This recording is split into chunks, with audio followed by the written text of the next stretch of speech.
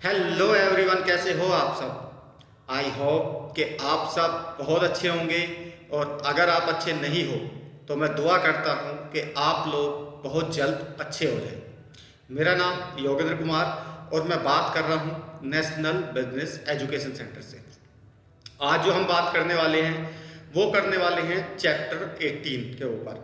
Chapter 18 में जो already लिखा हुआ है, how to design your sales process, कि आप लोग अपने सेल्स प्रोसेस को किस तरीके से डिज़ाइन करें। और जो भी कस्टमर्स आपने एक्वायर किए हुए हैं, यानी कि जो कस्टमर्स भी आपने डिजिटल मार्केटिंग करके एक्वायर किए हो, या आपने ऑफलाइन मार्केटिंग करके एक्वायर किए हुए हो, या आपने किसी भी माध्यम से कस्टमर्स को एक्वायर किया हुआ हो, जो कस्टमर्स आपके पास है उनको एक सेल्स प्रोसेस के थ्रू कैसे इकट्ठा रख सकते हैं, और कैसे हमारे जो सेल्स प्रोसेस होता है, हमारे जो सिस्टम में जो सेल्स का कंप्लीटली प्रोसेस होता है वो किस तरीके से किन पॉइंट्सों को लेके फॉलो करना होता है, और किन किन चीज़ों का इसमें बहुत ज़्यादा ध्यान रखना होता है। ये कंप्लीट चैप्टर उसी के आधार पे होगा, इसी बेसिस पे होगा, sales process to acquire customer. अब समझने वाली बात ये है, जो बहुत इंपॉर्टेंट बात है वो है कि जब भी कोई बच्चा नया स्टार्टअप या नया बिजनेस शुरू करने की प्लान करता है तो उसको जो पैसा आने वाला होता है, जो भी पैसा उसके पास आएगा, वो पैसा कहाँ से आता है? वो पैसा सिर्फ और सिर्फ सेल से आता है। यानी कि जितना भी माल आपका बिकेगा, जो भी प्रोडक्ट सर्विस सॉल्यूशन आपकी सेल होगी, उसके एवज में जो भी प्रॉफिट, जो ग्रॉस प्रॉफिट ऑलरेडी हमने पहले चैप्टर में आपको समझाया था, जो भी ग्रॉस प्रॉफिट होगा वो आपके पास आएगा। तो इसमें सेल्स प्रोसेस को कैसे मैप करते हैं, इसमें कौन कौन से चैनल्स होते हैं और कौन कौन से पॉइंट्स को नोट डाउन करना होता है, जिनके थ्रू आप एक अच्छा एक रोड मैप तैयार कर सकते हो सेल्स प्रोसेस का। ठीक है, तो ये देरी ना करते हुए शुरू करते हैं अपने इस चैप्टर को। और चैप्टर के एंड में मैं कुछ ऐसे क्रिटिकल पॉइंट्स बताने वाला हूं आपको, जो आपकी बहुत ज़्यादा हेल्प करेंगे आपकी सेल्स को बहुत अच्छे से प्रोसेस करने में। ठीक है, तो चलिए अब हम ज़्यादा टाइम ना लेते हुए चलते हैं अपने मेन पॉइंट्स पे। मेन पॉइंट्स की अगर मैं बात करूं तो यहाँ पे आपको जो चैनल्स दिख रहे हैं, जो भी सेल्स चैनल्स होते हैं, वो 3 कैटेगरी में होते हैं। पहला नंबर वन होता है आपका कोई डिजिटल चैनल है। डिजिटल चैनल मैं ये नहीं बोल रहा कि जैसे मान लो भाई आपका कोई आपने अमेज़ोन पे कोई लिस्ट कर दिया है, या कहीं और आपने लिस्ट कर दिया अपने प्रोडक्ट को, तो वो डिजिटल चैनल तो होगा एक तरीके से, बट वहाँ पे उतना ज़्यादा रेवेन्यू नहीं आ पाएगा जहाँ पे आपका पर्सनली अगर कोई हो, या तो आपका जैसे कोई फेसबुक चैनल है वो पर्सनली आपके बिजनेस के नाम से हो, कोई आपका यूट्यूब चैनल है तो वो पर्सनली आपके बिजनेस प्रोफाइल से रिलेटेड हो, उस पर अदर कोई कंटेंट या अदर आलतू फालतू की चीज़ें डिलीवर नहीं होनी चाहिए। सिर्फ और सिर्फ वही कंटेंट, वही चीज़ें डिलीवर होनी चाहिए जिससे आपका सीधा कनेक्शन आपके बिजनेस से हो, आपके प्रोडक्ट से हो, आपकी सर्विसेज से हो, आपके सॉल्यूशन से हो। जो जब भी आप लाइफ में ये चैनल बनाओ कि भाई आपको अपना प्रोडक्ट डिजिटली प्रमोट करना है, तो आपको ये ध्यान रखना है कि उस चैनल के ऊपर आप आलतू फालतू की चीज़ें बिल्कुल भी ना डालें, क्योंकि उससे बंदों के माइंड में क्या होता है ना, निगेटिव थॉट्स जाते हैं। विद एग्जांपल कि सपोज भाई आपका एक बिजनेस है और आपका बिजनेस किस चीज़ का है, सपोज आपने एक जूतों का शोरूम है आपका, है ना, और आप जूते के ऑफलाइन शोरूम को ऑनलाइन लेके चले गए, और आपने एक फेसबुक पे एक पेज क्रिएट किया। उस पेज पे आप अपने जूते के साइजेस, उसके प्राइजेस, उसके डिज़ाइंस, उसके फोटोज, उसके वीडियोस, वो सारी चीज़ें अपलोड कर दी। ठीक है, साथ में 2-2 मिनट 3-3 मिनट की कोई पावरफुल कंटेंट के साथ अच्छी अच्छी वीडियोस आपने बनाई और वो उस पर डालने शुरू कर दिए। तो धीरे धीरे जैसे आपकी रिच बढ़ेगी, जैसे जैसे लोग आपको जानेंगे, आपके ब्रांड को जानेंगे, है ना, उन जूतों की क्वालिटीज़ को जानेंगे, उनको समझेंगे, वैसे वैसे आपके पास कस्टमर्स बढ़ने शुरू हो जाते हैं। और ये तरीका होता है डिजिटल।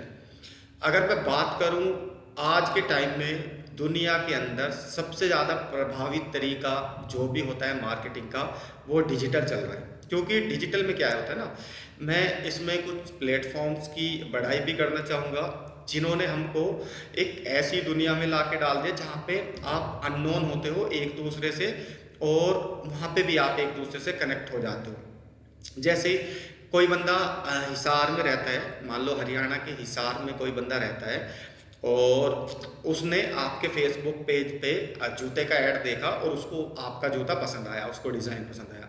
उसने आपने जो भी उसमें कॉन्टैक्ट नंबर दिया होगा उसने उस पर फ़ोन कर दिया, या फिर आपने कोई वेबसाइट का लिंक दिया होगा वो उस पर जाके उसने विज़िट कर ली, या आपने कोई रजिस्ट्रेशन फॉर्म उस पर लिंक किया हुआ है तो उसने उस पर क्लिक करके अपनी डिटेल्स फिल कर दी, है ना।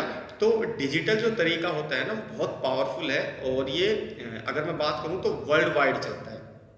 ऐसा नहीं है कि भाई ये इंडिया इंडिया के लोग हैं। आप जैसे फेसबुक पे अगर फ्रेंडशिप करना चाहो तो आप दुनिया में के किसी भी देश के बंदों से कनेक्ट हो सकते हो और अपने फ्रेंड्स बना सकते हो, उनको अपने बारे में बता सकते हो, उनसे उनके बारे में पूछ सकते हो, है ना।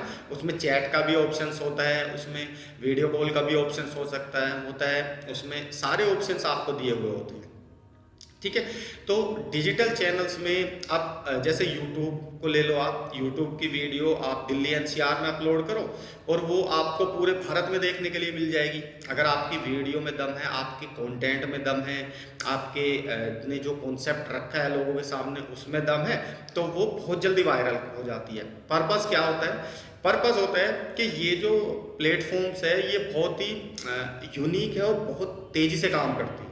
यहाँ आपको नहीं पता कि कब एक नोएडा में एक बंदा था, अभी मेहरा था शायद, कोई राहुल कुछ ऐसे ही नाम था उस बच्चे का, जो नोएडा में रनिंग कर रहा था रात को 12 बजे के आसपास, और रनिंग करते करते वो काफ़ी ज़्यादा वायरल हो गया। वायरल इतना ज़्यादा कि वो न्यूज़पेपर में आ गया, है ना। तो क्योंकि उस बच्चे को आर्मी ज्वाइन करने का शौक था, वो इसीलिए रनिंग करता था, दिन में ड्यूटी करता था और रात को वो घर पे जा रहा था, और काफ़ी ज़्यादा वायरल हुआ। उसकी किसी ने वीडियो डाल दी, बाबा का ढाबा किसी ने डाला, वो बहुत ज़्यादा वायरल हुआ। एटलीस्ट बहुत सारे ऐसे होंगे कि भाई वो रातों रात वायरल हो गए। कुछ कंटेंट्स उनसे ऐसा बना, कुछ जाने में बनाया या अनजाने में बना, लेकिन कोई वीडियो ऐसी हो जाती है कि आपको भी पता नहीं लगता और आपको लोग रातों रात जानने लगते हैं। तो यहाँ पे क्या होता है, यहाँ पे अगर आपका कोई प्रोडक्ट लोगों की समझ में आया, आपकी कोई सर्विस लोगों की समझ में आई, है ना, तो वो बहुत तेज़ी के साथ वायरल होती है और बहुत दूर तक जाती है बहुत कम टाइम के अंदर। तो इसलिए ये दुनिया का सबसे प्रभावी तरीका होता है डिजिटल चैनल। तो डिजिटल चैनल में आप क्या कर सकते हो, आप अपने बिजनेस का कोई फेसबुक चैनल बना सकते हो, या फेसबुक पे बिजनेस पेज का भी ऑप्शन आता है जहाँ पे आप अपना एक बिजनेस पेज क्रिएट कर सकते हो, ठीक है। और वो बिजनेस के नाम से ही होगा, उसमें ओरिजिनल आईडी आपकी होगी, और जो पेज होगा वो एटलीस्ट आपकी पूरी प्रोफाइल को दिखाता होगा। आप किस तरह का बिजनेस कर रहे हो, क्या प्रोडक्ट्स है, क्या प्राइसिंग है, किस रेंज का है, आपका बिजनेस कहाँ कहाँ पे है ना, कितने लोग आपको लाइक करते हैं, आपके प्रोडक्ट को लाइक करते हैं। तो वो सारी चीज़ें वहाँ पे ऑलरेडी होती है। तो जब भी आप मान लो डिजिटली जाना चाहते हो, तो यहाँ पे सबसे पहले आपको यही करना है, अपना फेसबुक पेज, लिंक्डइन, ट्विटर या और भी जो जितने भी सोशल नेटवर्क प्लेटफॉर्म हैं उन पे अपना एक चैनल बनाएं, अपने बिजनेस के नाम से, अपनी कंपनी के नाम से, अपने ब्रांड के नाम से, और वहाँ पे आप प्रमोशन शुरू कीजिए। आप कुछ ही दिनों में देखोगे कि कुछ ही दिनों में आपकी रीच भी बहुत अच्छी होगी और आपका बिजनेस जो होगा वो भी काफ़ी ग्रो करेगा, ठीक है। आपने बहुत सारे एड्स भी देखे होंगे जो एटलीस्ट आपको दिखाए जाते हैं फेसबुक के ऊपर, यूट्यूब के ऊपर। वो एड कहाँ से आते हैं? वो कोई ना कोई एजेंसी होती है, डिजिटल एजेंसीज होती है, या किसी का खुद का ही यूट्यूब चैनल होता है जो बीच में ऐड ऑन करके, या यूट्यूब के जो सबसे ज़्यादा पावरफुल कंटेंट होते हैं जो सबसे ज़्यादा देखे जाते हैं, यूट्यूब ओनली ऐड करके उस पर ऐड भी रन करता है, ठीक है। तो ये डिजिटल चैनल की बात की थी, ये काफ़ी ज़्यादा प्रभावी है और काफ़ी ज़्यादा असरदार। तो यहाँ पे आप अगर मान लो आपके पास बहुत ज़्यादा पैसा नहीं है, तो आप ये तरीका यूज़ कर सकते हो सेल्स के लिए। आपको एक चीज़ का सबसे ज़्यादा ध्यान रखना है, ध्यान इस चीज़ का रखना है कि आपका जो कंटेंट हो, जो भी कंटेंट आप उस पे डाल रहे हो, आप वीडियो फॉर्म में डाल रहे हो, आप टेक्स्ट फॉर्म में डाल रहे हो, आप इमेजेस फॉर्म में डाल रहे हो, आप किसी भी फॉर्म में कंटेंट को डिलीवर कर रहे हो, उस कंटेंट के अंदर बहुत अच्छे से ये समझ में आना चाहिए बंदे को कि आप क्या डिलीवर कर रहे हो। ऐसा नहीं है कि भैया आप आज आपने जूते की पिक्चर भेज दी, कल को आपने हैट भेज दिया, परसों को आपने कुछ और भेज दिया, और किसी दिन आपने आईपीएल की वीडियोस डाल दी, किसी दिन आपने कोई कॉमेडियन वीडियो डाल दी, है ना, किसी दिन आपने कुछ किसी हीरोइंस की पिक्चर डाल दी। तो इस चैनल में ऐसा गलती से भी ना करें, उससे निगेटिव पॉइंट्स जाते हैं और कहीं ना कहीं लोगों को लगता है कि यार इनका जो है ना, इनको कुछ क्लैरिटी नहीं है, ये आलतू फालतू की चीज़ें भी इस पर डालते रहते हैं। ठीक है, अब बात करते हैं दूसरे चैनल की। दूसरा चैनल होता है कॉल सेंटर। कॉल सेंटर कब काम करता है?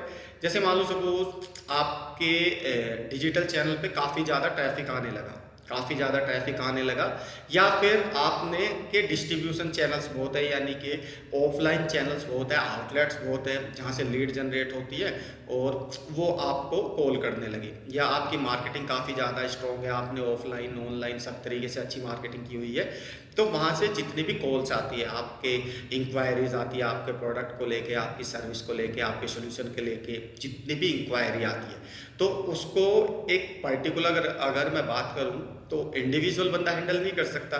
एक बंदा कितनी कॉल अटेंड कर सकता है? वो 10 कॉल, 20 कॉल, 30 कॉल, 50 कॉल। तो छोटे स्टार्टअप में तो वो जिसने अभी शुरू किया है वो हैंडल कर सकता है, बट एटलीस्ट जब आपका प्रमोशन बहुत ज़्यादा होने लगे, जब आपके ब्रांड को लोग जानने लगे, तो यहाँ पे आपको दूसरा चैनल बनाना होता है, वो बनाना होता है कॉल सेंटर। मान लो सपोज कोई बंदा है, आपका कोई प्रोडक्ट है और वो आपके प्रोडक्ट में या आपकी सर्विस के बारे में कुछ जानना चाहता है, तो वो कहाँ पे कॉल करे कि उसको सारी इंफॉर्मेशन सही मिल जाए, है ना। तो दूसरा जो चैनल्स होता है वो होता है कॉल सेंटर, और तीसरा जो चैनल्स होता है वो होता है डिस्ट्रीब्यूशन चैनल। डिस्ट्रीब्यूशन चैनल्स को अगर मैं बात करूँ, ये फ्रेंचाइजी मॉडल की तरह भी होता है। जैसे लोग फ्रेंचाइजी मॉडल हो जाते हैं ना, कि उनकी एक ब्रांचेस आपको नोएडा में मिल जाएगी, गुड़गांव में मिल जाएगी, गाजियाबाद में मिल जाएगी, फरीदाबाद में मिल जाएगी, यानी कि आप जहाँ भी देखोगे उनकी 1-2 ब्रांचेस आपको हर जगह मिल जाएगी। और ऐसे डिस्ट्रीब्यूशन चैनल्स होते हैं जहाँ से चीज़ें डिस्ट्रीब्यूट होती है। मेन जो हेड ऑफिस होगा, जो कॉर्पोरेट ऑफिस होगा, वो हो सकता है चेन्नई में हो, वो हो सकता है मुंबई में हो, वो हो सकता है दिल्ली में हो, वो हो सकता है कोलकाता में हो, या वो हो सकता हो आउट ऑफ कंट्री भी हो। जो हेड ऑफिस होता है जहाँ से इन सारे चैनल्स को कंट्रोल किया जाता है। डिजिटल चैनल्स को कंट्रोल कोई हेड ऑफिस करता है, कॉल सेंटर को भी कोई ना कोई हेड ऑफिस कंट्रोल करता है ना। और डिस्ट्रीब्यूशन चैनल्स जो होते हैं, जो तुम्हारे चैनल्स पार्टनर्स होते हैं, जो तुम्हारे सीपीज होते हैं, या जो तुम्हारे छोटे छोटे जो डिस्ट्रीब्यूटर्स होते हैं या होलसेलर्स होते हैं, उनको कहीं से कंट्रोल किया जाता है। तो वो हेड ऑफिस कहीं भी हो सकता है, बट एक्चुअली जो सर्विस मिलने वाली होती है कस्टमर्स को, वो उसके नियर बाई ये लोग देते हैं। ठीक है, तो ये 3 चैनल्स होते हैं जिनके थ्रू आप अपनी सेल्स का रोड मैप तैयार कर सकते हो और सेल्स को कस्टमर्स के लिए बहुत ज़्यादा इजी बना सकते हो।